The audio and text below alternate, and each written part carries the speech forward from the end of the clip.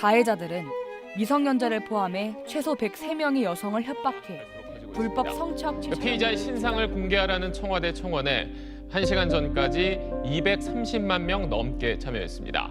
성착취 운영방의 시초격인 N번방 운영자 갓갓이 시들해지자 더 자극적인 성착취물을 이용해 돈을 번 겁니다.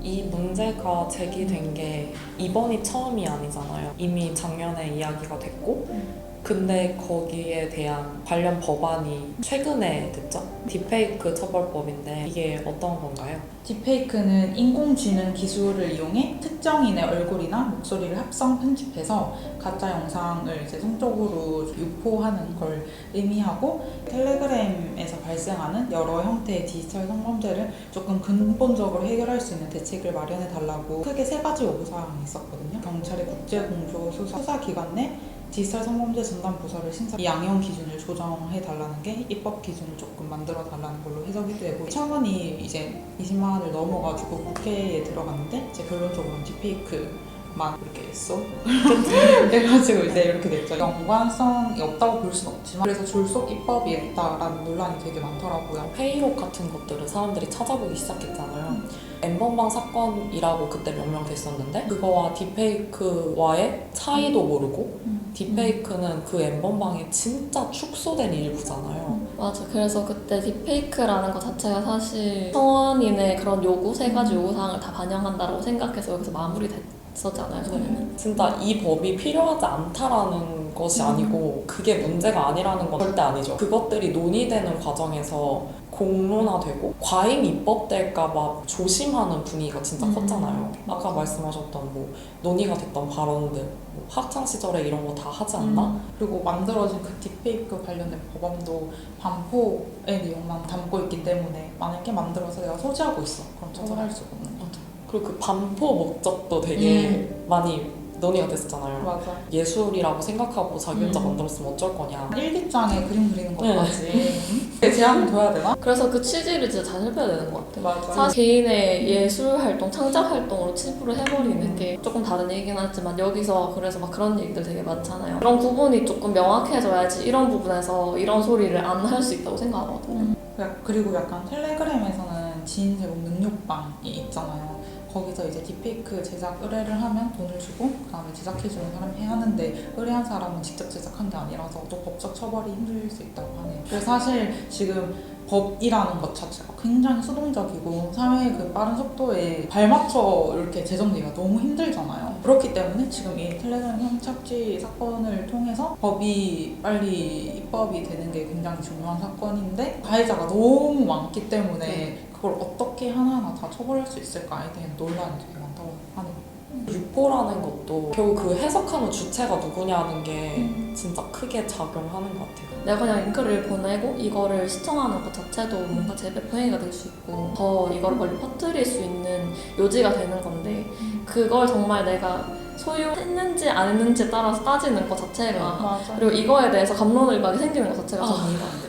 입장을 하기만 했는데 법에 걸리나요? 이런 지식 댓글 요즘 엄청 많이 맞아 올라오잖아요. 맞아. 저는 우연히 미끄러져서 들어갔는데 이것도 범죄 행위인가요? 이렇게 말을 하는데 그렇게 우연이라도 어떻게든 그 자리에서 그런 관중이 없었다면 이렇게까지 일어나지 않았을 거고 텔레그램에서 사실 영상을 시청하기 위해서 이렇게 클릭하면 자동으로 다운로드가 되기 때문에 다운로드 로그 같은 것들이 남아있으면 소지로 이렇게 적용이 돼가지고 처벌할 수도 있다라고 말하긴 하는데 스트리밍으로 하는 경우도 되게 많잖아요. 그런 경우에는 처벌을 할 수가 없다고 하네요. 입장만 한 것도 처벌하기가 힘들고 N번방이라고 소위 불리는 것은 가까이 만든 시초 이렇게 되고 가까이 만든 거를 이제 맞춤맨이 이어갖고 박사반까지 이렇게 쭉 흘러갔다고 합니다. 지금도 그 플랫폼만 달라지고 계속 파생방이 엄청 많이 생기고 맞아요. 있잖아요. 뭐 입법이 안 되거나 제대로 된 처벌이 안 이루어지면 이런 건 정말 걷잡을 수 없이 커질 거라고 생각을 하거든요.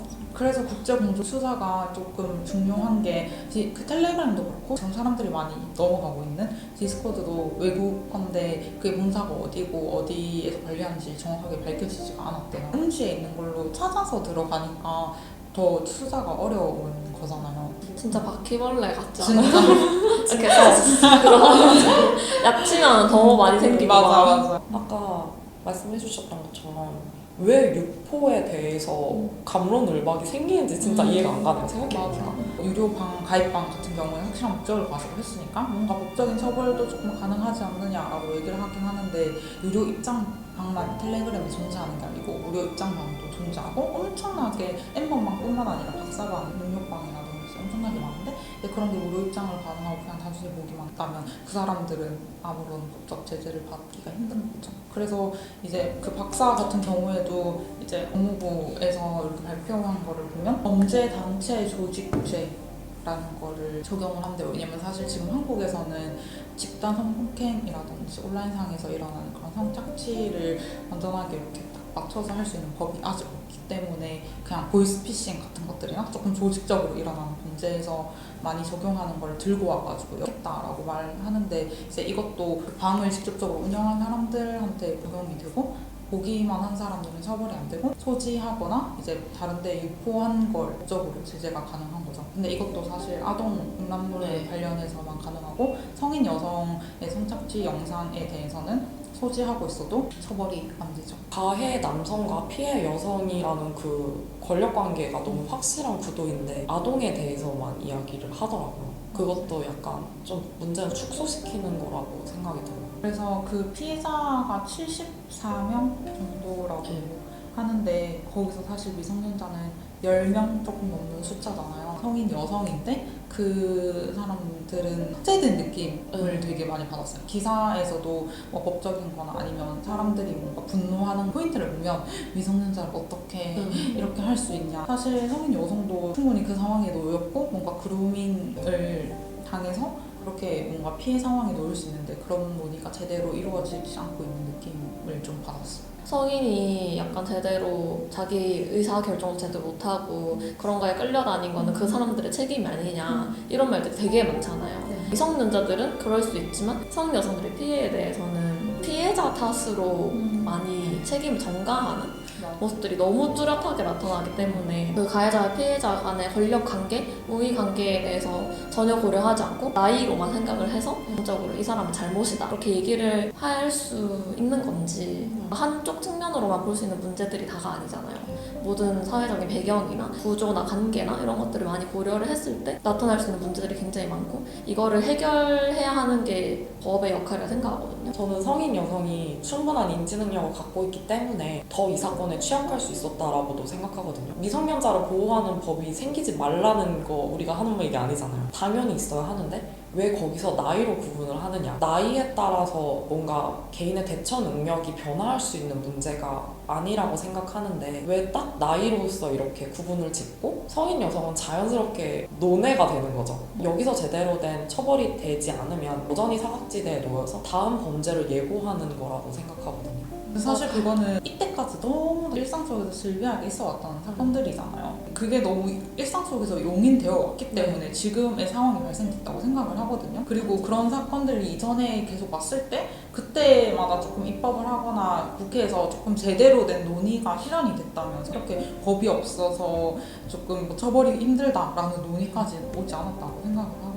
서지영 검사님께서 깜짝 놀랐니? 예견된 범죄였는데? 라는 느낌의 글을 쓰셨잖아요. 이걸 보고 너무 공감을 했거든요. 이걸로 사람들이 너무 깜짝 놀란 것 같은 거예요. 이걸 계기로 좀 우리가 얼마나 많은 것들을 용인하고 결과적으로 이런 사건이 터져 나왔는지에 대한 생각을 많이 하고 이야기를 많이 해야 된다고 생각해요. 그리고 사실 아동 청소년 음란물에 대한 법이 있다고 하더라도 그게 사실 제대로 실현이 되고 있지 않은 상황이잖아요. 한국 형사정책연구원이 이제 작년에 발표한 그 결과 분석을 보니까 징역형이 전체 3분의 1 정도 수준이고 집행유예가 절반이 넘었고 또 나머지는 다 벌금형으로 됐대요. 그리고 사실 노예라고 칭해가지고 중학생들을 성착취한 사건이 있었는데 이제 그때도 남성이 이제 징역 2년 6개월 정도 그리고 집행유예 4년 정도 이 정도로 됐는데 사실 법이 개정된다고 해서 끝나는 것이 아니라 그 수사 과정에 있어서도 2차 가해를 하지 않고 지금 사실은 피의자에게 2차 가해를 진행한 게 너무너무나 많았잖아요. 그래서 그 피의자 입장에서 수사 과정들이 조금 더 진척이 되는 게 필요할 것 같아요.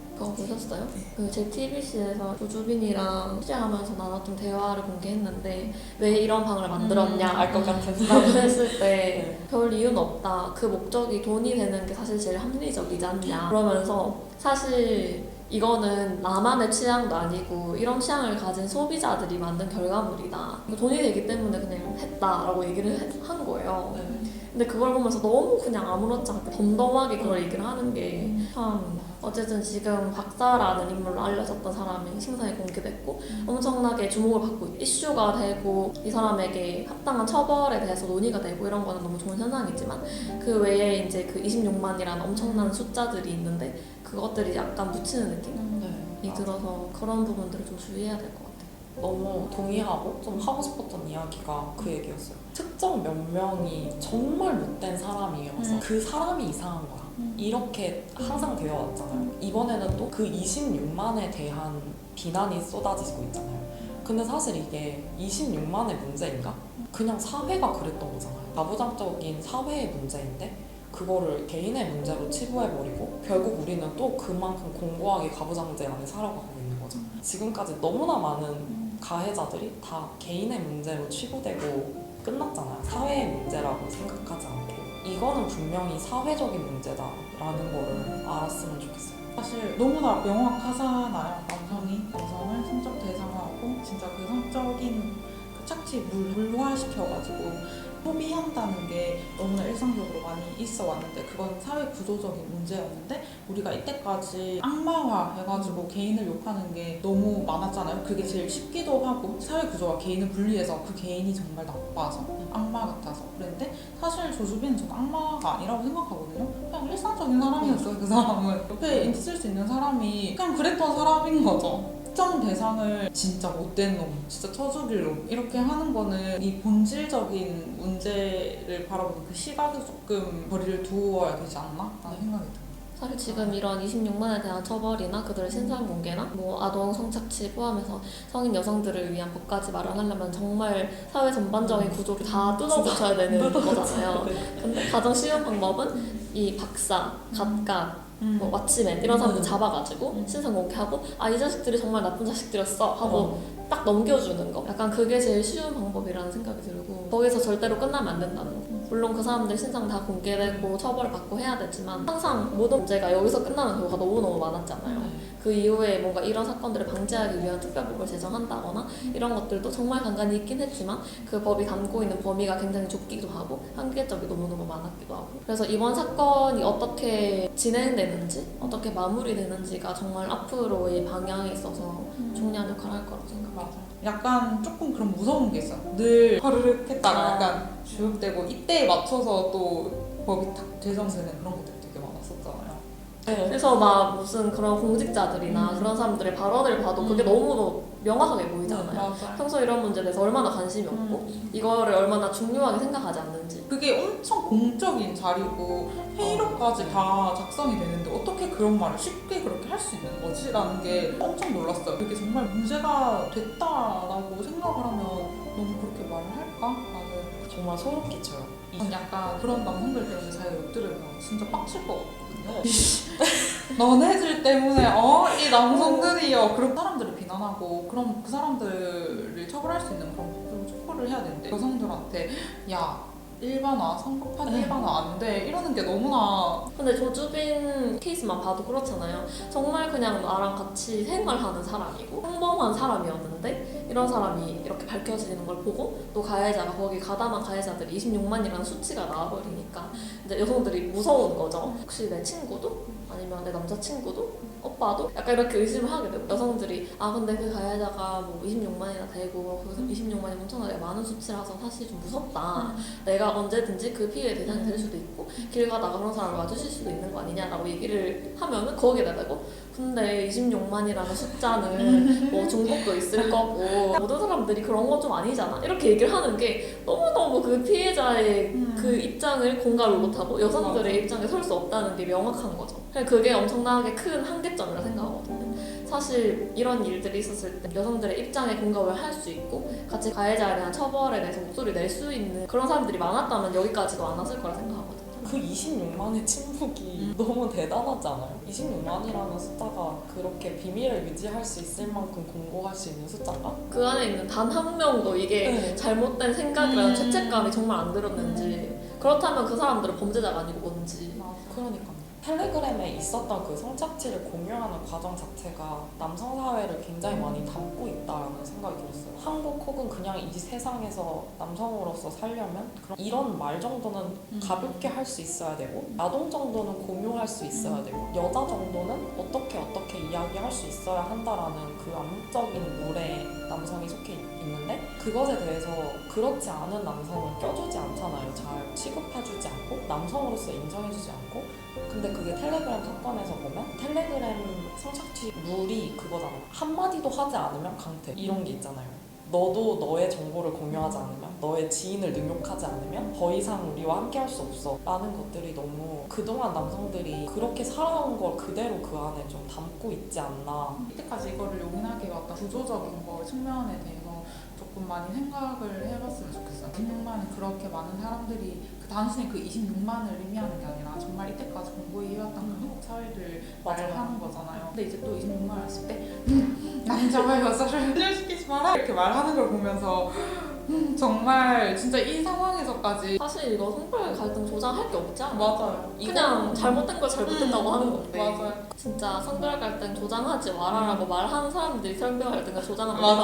거다. 그래서 나 가만히 있었는데 이번 텔레그램 사건의 피해자들도 그 전에 트위터나 이런 데서 SNS에서 일탈 계정 이런 계정들을 위주로 가해자들이 범죄를 저지른 거잖아요. 이런 맥락을 두고 피해자들을 탓하는 2차 가해들도 너무 많고 그리고 피해자한테 피해자다움을 요구하는 것들 뭔가 피해자라고 하면 사실 이때까지 모든 사건에서 그려졌던 그런 이미지가 있잖아요. 피해자들이 느끼는 감정이라든지 피해자들이 하는 피해 이후의 행동이라든지 그런 부분들이 딱 한마디의 문장이나 말로 정의를 할 수가 있는 게 아닌데 그게 뭔가 사회적으로 너무 많이 퍼져 있고 사람들이 알게 모르게 은연중에 그런 의식을 갖고 살아가잖아요. 피해자는 이래야 되고 피해자는 이런 감정을 피해면서 반드시 느껴야 되고 그런 것들. 그래서 최근에 막 그런 수치라는 감정에 대해서도 얘기가 많이 됐었잖아요. 피해를 당했을 때 특히 성범죄에서 수치스러운 기분을 느껴야지 그게 정말 피해자다운 모습이라는 거에 대한 문제 제기가 됐었는데 저도 그 전까지는 피해자라고 하면 성범죄 대상이 됐을 때 뭔가 내가 수치스러운 기분을 느껴야 되고 그 다음에 따라오는 것들이 뭐 두려움이나 부끄러움이나 이런 것들이라고 생각을 했었는데 사실 그거는 피해자가 굳이 느끼지 않아도 되는 감정이었던 거잖아요. 오히려 가해자들이 느끼게 되는 거고. 사실 그 성적 수치심이라는 게 안 들 수 있잖아요.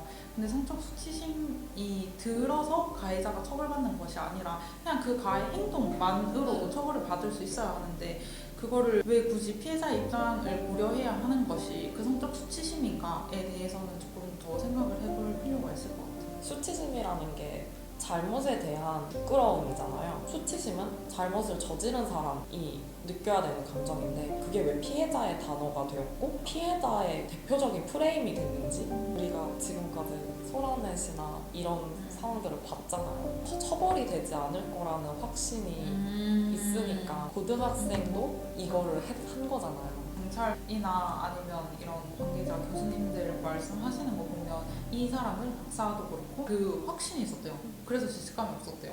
근데 솔직히 그 사람들이 하는 말이 맞다는 게 아니라 법이 없으니까 처벌할 수 없다라는 게 일정 정도로는 성립을 할 수 있잖아요. 법이 적용이 되는 게 사실 엄청나게 보수적이고 한 사람한테 진짜 보수적으로 조금만 주기 위해서 많이 온정적으로 대처를 많이 하잖아요. 특히 한국 사회에서는. 가해자의 창창한 미래가 중요하니까. 피해자도 앞으로의 살아갈 삶이 있는데 왜 그거를 가해자 입장을 먼저 생각을 해주는지 이게 진짜 모순적이네요. 피해자다워야 돼. 왜 되게 피해자다움을 강요하면서 그 피해자다움에 본인들이 요구했던 거에 대해서는 고려를 하지 않지.